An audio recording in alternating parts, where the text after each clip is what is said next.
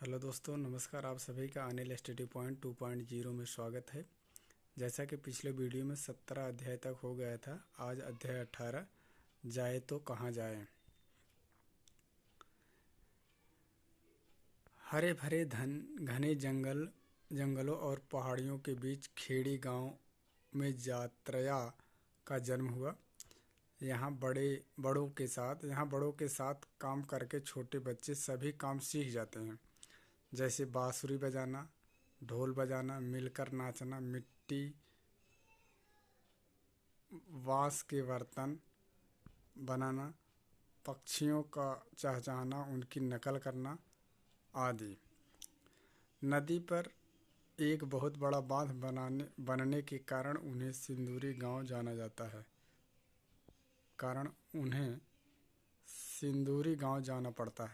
पड़ा। नदी पर एक बहुत बड़ा बांध बनने के कारण उन्हें सिंदूरी गांव जाना पड़ा, जहां इस गांव में यात्रा को टीन की चादर से बना हुआ एक कमरे का घर मिला। यहाँ व्यवसाय के नाम पर सब था, लेकिन कोई काम होता नहीं था। जैसे नल था पर पानी नहीं। नए गांव में हर चीज पैसे से मिलती थी, जैसे दवाई, सब्जी, अनाज, पशुओं की खुराक और लकड़ी। यहाँ के लोग खेड़ी वालों को बिन बुलाए मेहमान कहते हैं। यहाँ मछली पकड़ने के कटे हुए जालों की मरम्मत का काम शुरू किया। वे अपनी जमीन और जानवर बेचकर मुंबई आ गए। बेटा शाम को सब्जी मंडी में घूमता फिरता, कभी किसी मेम साहब की थैलियाँ उठाता, तो कभी रेलवे स्टेशन पर जाकर पानी की खाली बोतलें ढूंढकर कबाड़ी वाले को बेचता। यहाँ खोली में रहते इस उम्मीद के साथ कि धीरे धीरे शायद सब ठीक हो जाएगा, डामर को कोलतार भी कहा जाता है। डामर को कोलतार भी कहा जाता है। अध्याय 19, किसानों की कहानी, बीज की जुबानी। वानगांव गुजरात में है। बाजरे का जन्म वानगांव में हुआ। वानगांव अनाज, साग, सब्जी के लिए बहुत मशहूर है। पुराने समय में बीजों को सूखी लौकी को मिट्टी से लीप कर रखते हैं। मिट्टी में लीप कर रखते हैं। बीजों को नीम की पत्तियां कीड़ों से बचाती हैं। उधीव एक प्रकार की पकी हुई सब्जी है जो बर्तन को उल्टा रखकर कोयलों के अंगारों के बीच में पकाई जाती है।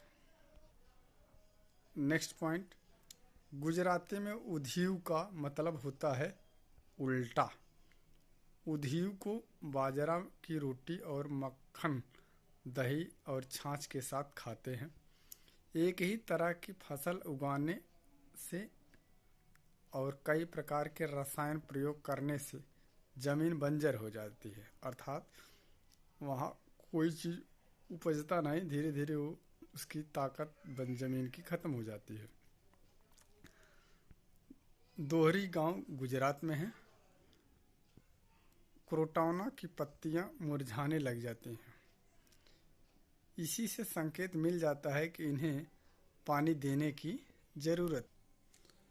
क्रोटॉन पौधों की जड़ें ज़्यादा गहरी नहीं होती। केचुए जमीन में सुरंग बिल बनाकर मिट्टी को मुलायम कर देते हैं, जिससे जमीन उपजाऊ हो जाती है। केचुआ किसान का मित्र होता है। अब ईवीएस में सीधे सीधे प्रश्न पूछ लिया जाता है कि किसान का मित्र कौन है। केचुआ, चूहा, और दीमक आदि या इनमें से कोई नहीं, उसमें केचुआ जो है किसान का मित्र होता है। एक ऑप्शन बैल भी दे देता है, तो ध्यान रखना केचुआ किसान का मित्र होता है। अध्याय 20 किसके जंगल। झारखंड में कुड़ुक एक आदिवासी समुदाय है। सूर्यमणि एक चमकता सितारा, गर्ल स्टार। चमकते सितारा उन साधारण लड़कियों का असाधारण कहानियाँ जिन्होंने स्कूल जाकर अपनी जिंदगी बदल दी। सूर्यमणि हर रविवार को जंगल में बच्चों को ले जाती हैं। इन जंगलों में घूमते समय वह बच्चों को वहाँ के पेड़ पौधों और जानवरों की पहचान कराते हैं। सूर्यमणि का पूरा परिवार पास वाले जंगल से जुड़ी जड़ी बूटियां इकट्ठा करके बाजार में बेचता था। उनकी माँ बांस की टोकरी बुनकर और गिरे हुए पत्तों से पत्तल बनाकर बेचती थी। बुधिया माई जंगल में साइना बैंक मानते थे। बुधिया माई जंगल को साइना बैंक मानती हैं। जंगल समाप्त हो रहे क्योंकि कहीं खदान खोद रहे हैं। जंगल समाप्त हो रहे हैं क्योंकि कहीं खदान खोद रहे हैं, कहीं बांध बना रहे हैं। वासवी दीदी पत्रकार हैं और सूर्यमणि झारखंड जंगल बचाओ आंदोलन में काम करने लगी। सूर्यमणि जब 21 साल की थी तो उसने वासवी दीदी और कई लोगों की मदद से एक केंद्र खोला जिनका नाम तोरांग रखा। अब इस तोरांग वाला प्रश्न आया हुआ है सीटेट में। तोरांग क्या है, तो ध्यान रखना तोरांग जो है एक केंद्र है। कुड़ुक भाषा में तोरांग का मतलब होता है जंगल। सूर्यमणि जब 21 साल की थी तो उसने वासवी दीदी और कई लोगों की मदद से एक केंद्र खोला जिनका नाम तोरांग रखा। कुड़ुक भाषा में तोरांग का मतलब होता है जंगल। जंगल अधिनियम 2007 यह कानून आदिवासियों को जंगल पर उनका हक दिलाता है। जो लोग 25 सालों से जंगलों में रह रहे हैं एक जगह पर, तो उनका वहाँ के जंगल, वहाँ के पैदा होने वाली चीज़ों पर हक रहेगा। जंगल का संरक्षण वही का ग्राम सभा करेगी।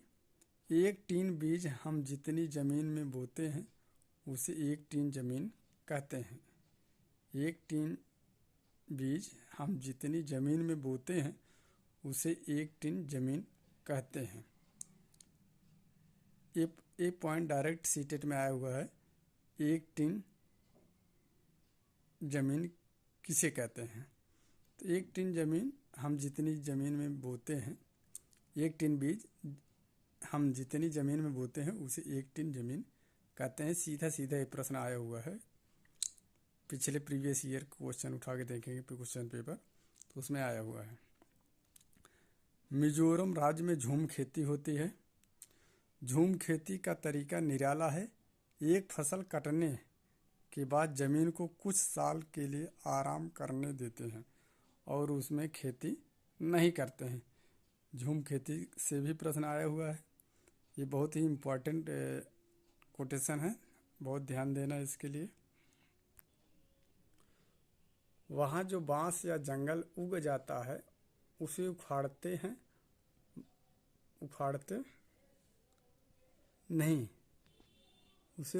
नहीं हैं, बस गिराकर जला देते हैं। यह राख जमीन में खाद का काम करती है।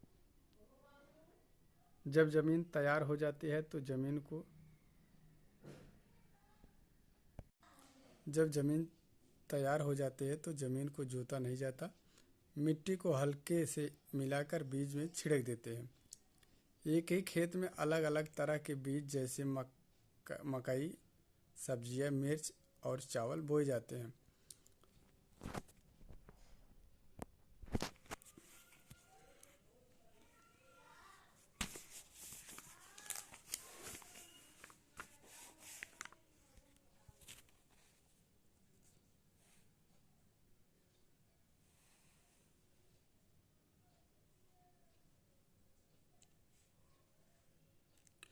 फसल के समय भी अनचाही घास और पौधे को उखाड़ते नहीं, उन्हें गिरा देते हैं ताकि ज़मीन की मिट्टी में मिल जाए। इससे ज़मीन उपजाऊ बनती है। मिजोरम में मुख्य फसल चावल है। अब प्रश्न बन जाएगा सीटेट में कि मिजोरम का मुख्य फसल क्या है। चावल है, गेहूं है, गन्ना है, जौ है। तो मिजोरम का मुख्य फसल चावल है। ये एनसीईआरटी का है डेटा। वैसे तो चावल बिहार में ज़्यादा पैदा होता है, यूपी और बिहार में, लेकिन वहाँ का मुख्य फसल जो है चावल है मिजोरम का। फसल पकने पर गांव में सबसे बड़ा त्यौहार मनाया जाता है। चिराओ नाच भी किया जाता है। इस नाच में जमीन पर बांस की डंडी लेकर दो दो लोग की जोड़ी आमने सामने बैठती है। ढोल की ताल पर डंडियों को जमीन पर पीटते हैं। डंडियों के बीच लोग एक कतार में खड़े होकर कूदते हैं और नाचते हैं। मिजोरम में लगभग 3/4 लोग जंगल से जुड़े हुए हैं। मिजोरम में 3/4 लोग जंगल से जुड़े हुए हैं। आज बस यहीं तक। अगला चैप्टर नंबर 21 कल के वीडियो में करेंगे। तब तक के लिए धन्यवाद।